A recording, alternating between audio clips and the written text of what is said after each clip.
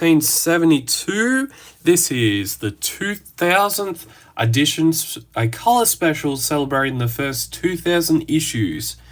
And this is the Phantom issue number 1972. We have stories, classic reprint, plus brand new sequels such as The Royal Hero.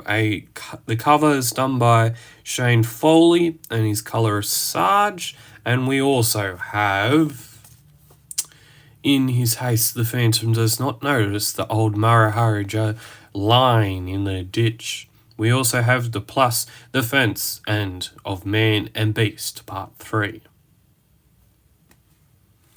All coming up on this latest live stream, latest live comic book review by Phantom Cave Reviews. We also have in issue number 1973 in The Phantom, The Devil in Stockholm, and Bad Blood in Bengala Part 5.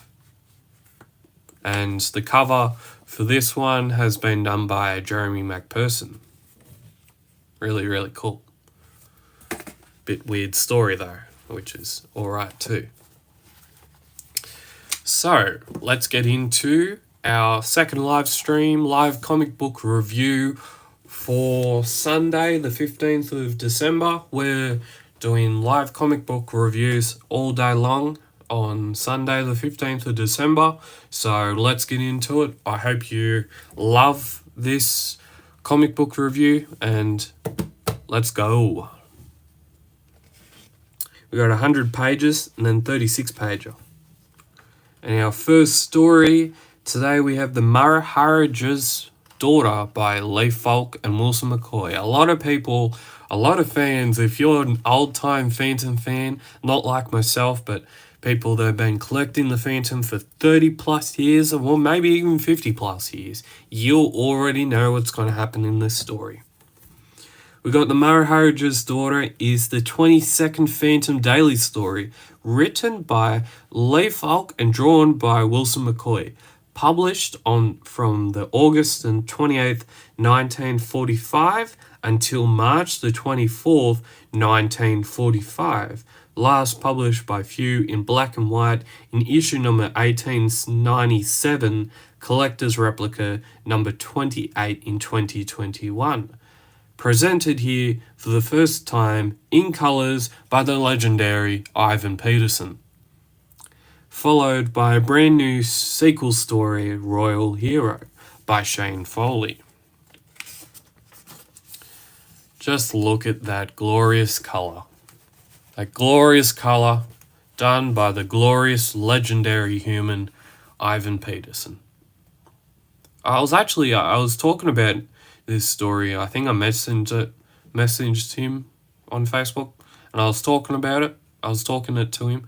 And he actually said that when he colours these stories for the Phantom, for a few publications, he actually restores the artwork as well, which is even better, even better. Not a lot of people know that, which is pretty cool too. So, Maharaja's daughter, the Maharaja, has gone missing. And we try and find out why he's gone missing. The Phantom is sent by the princess and the daughter to try and figure it and try and give the Phantom enough time to try and find him. And in doing so, the count that really just wants to win the daughter's hand, but the daughter doesn't want to, tries to intervene in what the Phantom is actually doing. And so the question lays, who kidnapped the old Maharaja, Guran? We know not of O Ghosty Wilkes. All the jungle asks that question, and if we fear that if he is not found, if he is not able to come back, the jungle is in great trouble. You fear correctly, Guran. Great armies at the edge of the jungle are ready to invade the jungle. And that is one of the reasons how the Count is going to deal with this. He is going to bring the Maharaja's army in like this, his army in like this, and they're going to absolutely push forward and invade. They want to absolutely want to try and find the Maharaja's daughter. They want to try and find the Maharaja's. And in doing so, he wants to be able to say, no, not only do I want to find him, but I don't really. I just want to invade and try and take over the jungle to maximize the amount of territory the Maharaja's daughter, and the jungle all have. He wants to take it all for himself. He's not thinking about what the Maharaja's daughter's concerns are. He's thinking about himself. He's thinking about what he wants and what everyone else in the jungle probably wants. But the daughter isn't like that. The daughter just wants the best outcome for all of us. For all the jungle people, her people, and his people. But he doesn't want any of that. He just wants it all for himself. The Phantom gets trapped. The Phantom is in a trap, fighting for his life. He gets out of it. He's still trying to find the Maharaja. And in doing so, he runs past him. He runs past the old man. And he's laying in a ditch.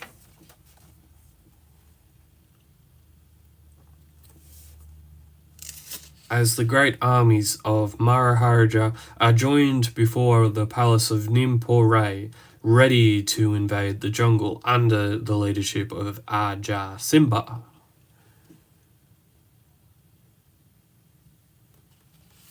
There will be slaughter if the Phantom can't find him. The Maharaja is dazed, his memory gone. The Maharaja of Nimpor Ray wanders barefoot through the city. One of the world's richest men taken for a beggar in his own capital. The daughter still looking, still find the Phantom says, I'll find your father. The daughter still hoping, still without really realizing that maybe he will find him. Towards the end of the story, the Phantom is really in a bad way. He's taken on a leopard. Diana arrives to bring comfort to the daughter of the Maharajas. And Diana goes down, sees the guy that sees a old man and says, I think he looks like a beggar, but he's not actually a beggar. He's the world's richest man on planet Earth. And he wants the old man to be able to get fed.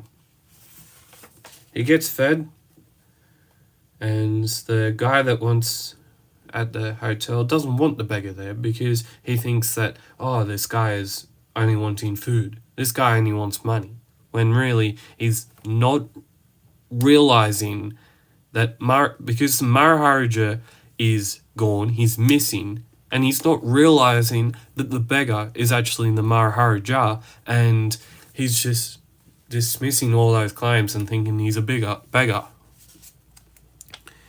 And so the old man gets shipped out again. Diana puts a couple hints and couple things together.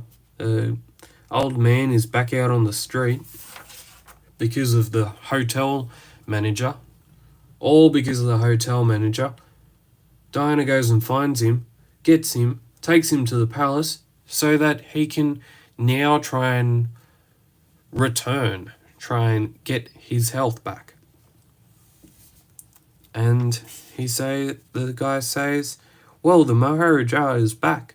Yes, all my plans for taking this kingdom are ruined temporarily. What now? Well, wait and watch, I have an idea. He tries to make sure that Maharaja will never come back. He wants the daughter gone, he wants the daughter for himself, and he wants Diana freezing cold. He wants the Phantom gone as well. But they have a bigger tiger and bigger lions to tame. Because Diana's mother, is in town. And then they go and visit the Maharaja again. Diana says, they want her to wear this thing, and because the daughter's out of the picture, Maharaja thinks that Diana is actually the daughter, but he isn't. They lock them both in an icy cold room. The Phantom comes in, absolutely rips to shreds, gets the Diana, saves Diana, and then he's on an absolute rampage to try and get the dude that actually ruined everything, tried to bring havoc to the jungle, bring havoc to all kingdoms, and bring havoc to a peaceful land and peaceful world of the earth. And then the Phantom, he takes on all the different challenges, all the different predators, all the different animals that this count has for to do his bidding. And then finally, before the story ends, the story comes crashing down and the count drives over a cliff and ends up engulfing themselves in flames. The Phantom meets up back again with Diana, and Diana says, "Darling." Phantom says, "Diana." The Phantom then says, Excellency, I want to apologize for borrowing Hero without your permission. Yes, I meant to speak of that. Hero is the costliest, smartest, and fastest horse on earth today. And he's all yours. Hero? No, Excellency. I can't accept. I insist, as a small token of my gratitude. Oh boy. The Phantom and the Palmers say farewell to Lacania and the Maharaja of Nimpore. I am almost sorry to leave them.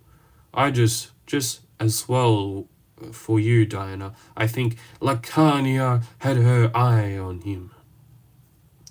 And after all, she is the Maharaja's daughter. But Mama, Diana is your daughter. He can be so nice when he wants to be, Like, that last panel just there, this whole art just here, this all just reminds me of some of the classic panels that you see in the Tintin books, in the Tintin stories, with that classic posteristic looking art, the classic colouring from Ivan Peterson, the legendary colouring from Ivan Peterson, and it just looks in a way like a Tintin story. Looks like that. It's a posteristic Wilson McCoy art, and it's just very, very beautiful to look at. And the sequel. Now we have the sequel. Now we have a story. Stories like this tend to be, do we really need a story that needs a sequel? Do we need a story that needs a sequel that goes after the original story? That's always what you're thinking of. But this is different altogether. This is not what you're thinking of. The story for the sequel of the Maharaja's daughter, that gets a little bit complicated, was wrote by Peter Anderson. Of course, art was supplied by Shane Foley, and the colorist was Ivan Peterson. Yoo-hoo-hoo! The Phantom is talking to Diana as they're about to board a plane at Morristown Airport. The Phantom then rushes back through the jungle, and he's being watched. The Watcher reports back to the supposedly Maharaja. Did he survive the crash? Maybe, maybe not. The Phantom takes an almighty tumble, and from a dart, he blacks out. A guy that lives in a hut rescues him and helps the Phantom to discover where the footprints led to. He goes up into the mountain cities, the mountain reservoirs, and meets the Maharaja. He tries to work it all out. He wants to try and work out who this person is. And of course, look at him. Look at that guy. Who do you think that is? Well. Who do you think that looks like? Yes, it's a Phantom fan. He's had his picture drawn in probably one of the most collectible items on the Phantom, and he appears on page 58. Yes, it's Chris. Chris! Yeah, go the Chris. I read this story a few months ago. Now I'm reviewing it, and it still looks pretty damn cool. The Phantom meets the guy who's been trying to kill him. There's a fierce battle. The Phantom thinks the guy that's trying to kill him is actually the Maharaja, the Count. No, it's a impersonator. The Count is actually dead. He's in a fireball.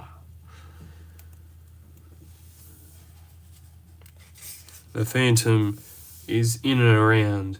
He takes care of the situation, brings the two bad people to justice. And in a gratitude of his ownness, the Maharaja says, "But a couple of diamonds, gold. No, thank you. I already have more gold and diamonds than I can ever need." And then he says, "Here, have this kitten. I won't take no for an answer. Meow." And this kitten could be the next devil, maybe. But, mate, it's a kitten. It's not a wolf. It's not a mountain wolf. It could be a cat that leads up after devil. "Please, mister, we can't accept that gift. It's much too much." This young kid gets a kitten, for a gift. And then the Phantom moves on and says, the guy says, "Where did he go? Come on, hero. Devil, let's go." And he heads back to the Skull Cave. And in all those circumstances, then he says, "I've a strange feeling that I've forgotten something in Empore. If only I could remember what. If only we knew whose donkey this is. It's blocking the whole way to the palace." Oh, that's just classic Leigh Falk humour. But it's not done by Leigh Falk, it's done by Peter Anderson. Woohoo! Doesn't he just reminisce some of the old classic humour from Leigh Falk stories? Oh, that's so good. It's a donkey! The Fence by Leigh Falk and Cy Barry. The Fence is a 112th Phantom daily story wrote by Leigh Falk, drawn by Cy Barry, published February 15th, 1971 until May 8th, 1971. Last published by Few in black and white in issue number 1566 in 2010. Presented in colours for the first time by Ivan Peterson. All of these famous people from around the world go missing. The Phantom is thinking, why are all these famous faces going missing? Is there something behind this extraordinary story? Yes, there is. They go past the Phantom Head Peak. They go to the Kugla Clans of Sands, the Golden Beach of Sands, the Kugla Sands. And afterwards, they see a message in a bottle. Not by... who's that guy? Not by Sting. No, not by Sting or the police. No, not by them. A good song, but good song. Message in a bottle. I'm gonna send you a message in a bottle. And the Phantom reads it and says, "You found the message in this bottle. Where was the bottle?" "At the edge of the beach. Where else would it be?" February 16, we're prisoners on the island like a ring near Bengali. We think, help! And it says, Vingada Gusepa. Prisoners? Impossible. Must be somebody's idea of a bad joke. Why? These are names of two famous men that are both dead, supposedly dead. He then checks it all out at the Jungle Patrol, and he says, "Hey, Channel X is calling. Unknown commander. First time since I've been here. What'll I do? Relax, don't flub. It's Hook. They'll call into the Colonel's phone, per orders."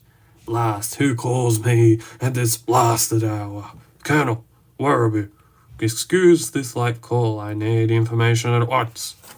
He gets his information, and he reads it, and the signatures are Vargo and Gusep, who are supposed to be dead, but seem to be not. He goes to the mighty islands, this island shrouded in mystery, shrouded by the supposed icons. This suppose is a haunted place, the haunted place. We saw strange spirits, and strange sounds we fled. It is taboo.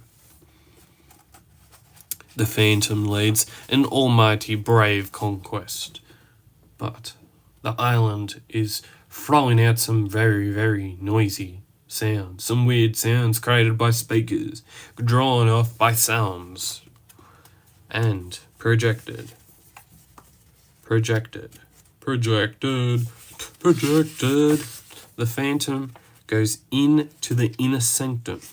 He realizes all these different famous names are just here for the amusement of the fence. The fence deals in getting famous people, wanting them to go and perform at high costs, over $1 million, and he wants the Phantom for himself. He wants to be able to make massive profits. And then, all famous dead men return. Supposedly dead. Now not supposedly dead. Very much alive. And so the story ends. Which a really, really good story, by the way, and really, really good colouring. By Ivan Peterson. Now we have a Phantom by Gaslight story of Man and Beast Part 3. Art and lettering by Jason Paulos, edited by Glenn Ford, wrote by Andrew Consonant. So, this very mechanical beast is coming for the Phantom, is coming for Frankenstein. But once they lay a trap, the guy falls into it and is hooked up and made it.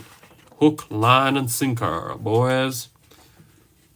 He comes, the man, the guy, the monster, comes face to face with the monster of monsters, the Frankenstein of Frankensteins, the real Frankenstein. And how this story, this three-parter for this really, really great Phantom story intertwines with one of the latest, I think it was one of the latest graphic novels, and it was the Phantom meets the Frankenstein for the very, very first time. And that was a really, really good creative type story. I really enjoyed that, and I really loved seeing Frankenstein versus Hercule and Jack and Hercule. I really, really enjoyed seeing these two go out about it. It's like old mate's just hit the gym and he's just absolutely going at it. He's going at it. He's been going to the gym 7 days a week, but he's absolutely pumped because he's got steroids in his system. And yeah, he's getting absolutely destroyed by the Phantom and the Frankenstein, who are absolutely probably double less their weight. Double less his weight in muscle, double welt his weight in athletic ability, but they're smarter than him. And in doing so, they inject him with an antidote. And so, jab, but you're not strong enough. An incredible feat of strength, Ghost, but you're not strong enough. Rah! So, you fools, you mate. Nothing can stop me. Whatever venom was in there is but water to my incredible body. My incredible body that is filled with absolute steroids and doesn't mean that I'm going to the gym 7 days a week.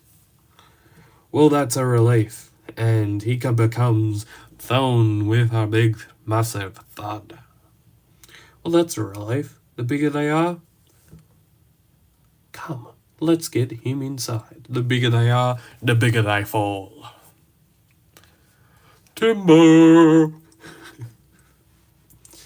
And then Frankenstein says, my creator never realized how observant I was. I picked up many things from him.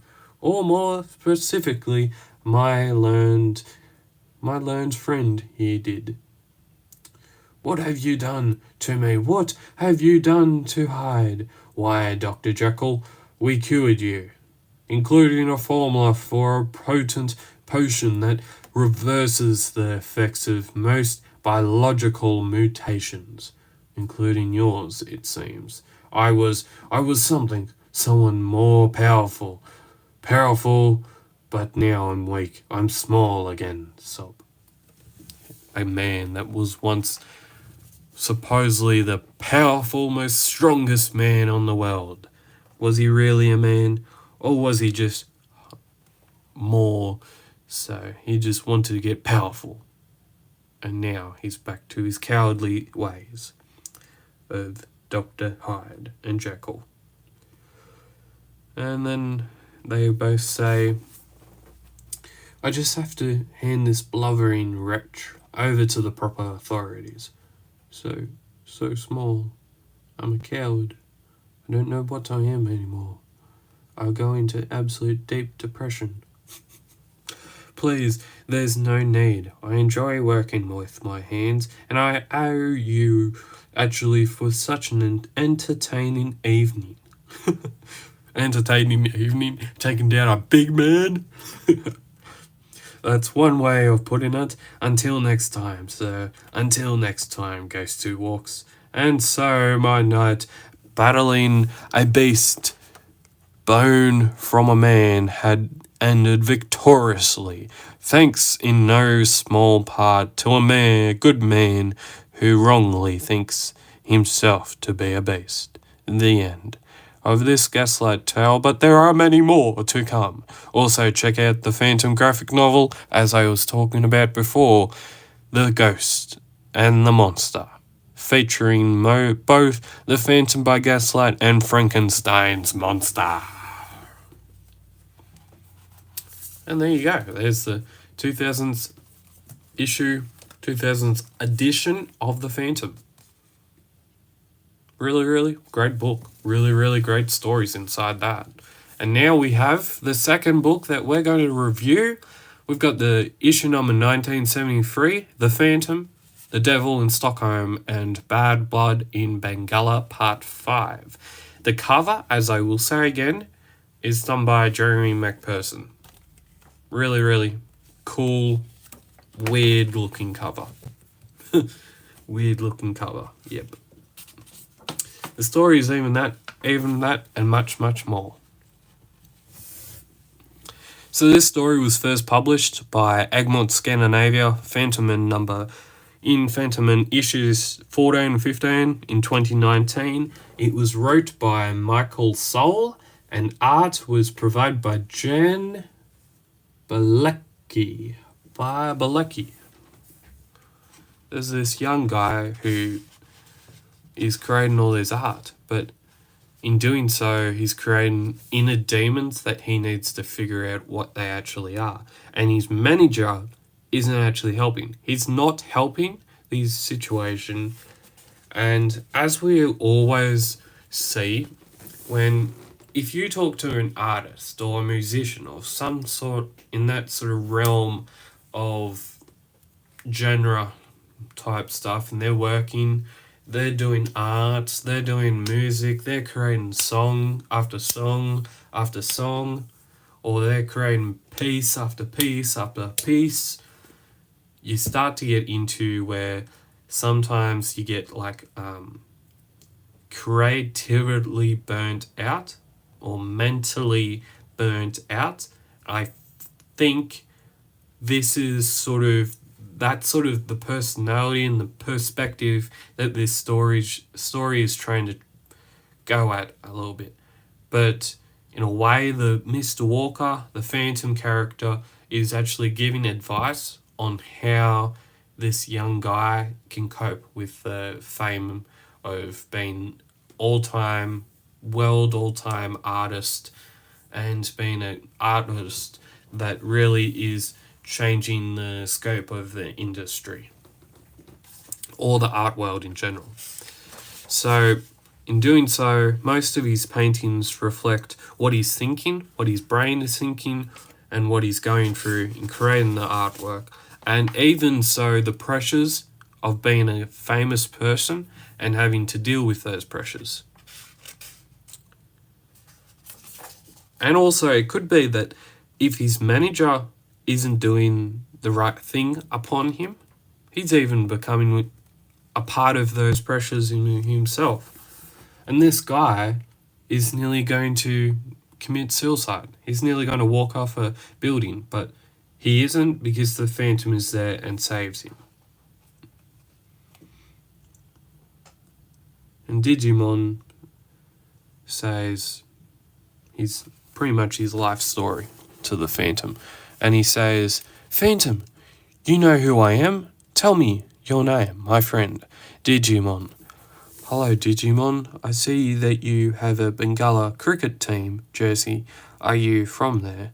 "Yeah, Dad and I moved here after Mum died." "I'm terribly sorry, Digimon. I know what it feels like to lose the loved ones you love. We just moved away and it didn't deal with it." He just moved away so fast. They didn't deal with what the kid was going on with. They didn't deal with having then lost someone and not having to deal with it personally. And that even now affects him. That affects how he thinks, that affects how he operates, that affects how his inner goings in his brain work. So, because I'll just say this, it will be fine. They tell he's fine, but inside, he's not. He's having a mental breakdown. "No, it won't be fine, you psycho." The little person in his head is telling him, "No, it's not going to be fine. You are a little psycho." That little guy in his mind is doing the thinking for him. And if he ends up listening to him, he'll end up going and not returning. The Phantom takes him back to his home. He's in hospital pretty much, but he gets out of hospital real quick, and his manager that manages him and his art is putting a lot of pressure on him, because he's doing this big massive award, this big massive night where it's all about him, it's all about his art, it's all about how much he's going to be making off this, all his art that he's just created. And people want his art, but the guy that's managing this artist is putting a lot of pressure onto him, and it's not dealing with it. He's already having to deal with the passing of his mother and not actually dealing with that. And now that he's an artist, he's pretty famous all around the world, he's having to deal with the pressures of that compiled with having lost his mother.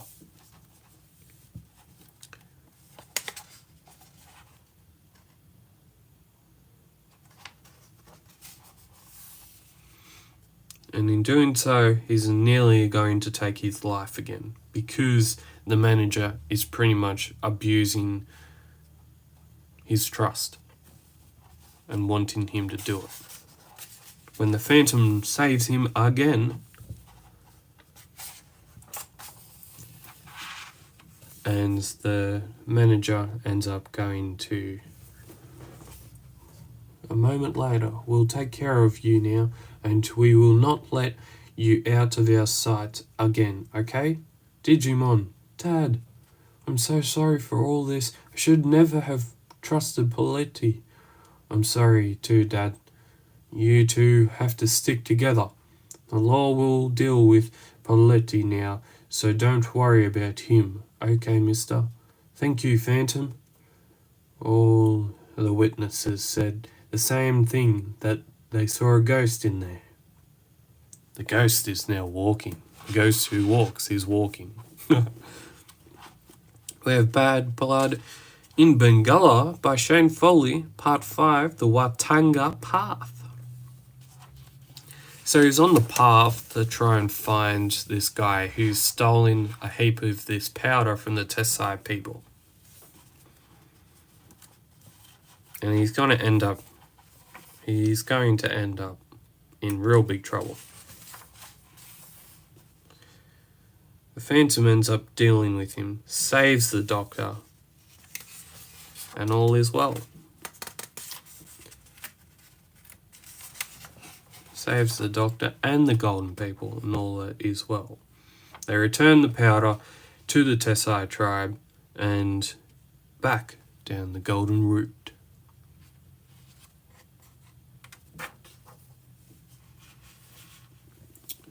And yeah, you can be like the Colonel and subscribe to the Phantom for $218 per year. Subscribe online at www.phantomcomic.com.au. And we also have the forum, social media, emails.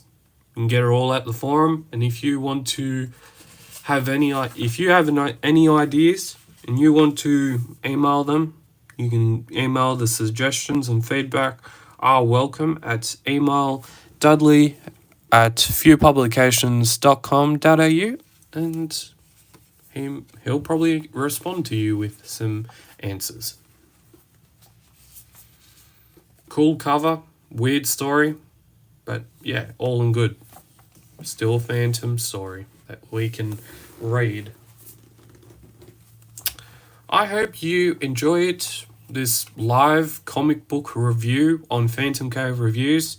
We just reviewed these two really, really cool Phantom comics, really, really cool Phantom stories inside these comics.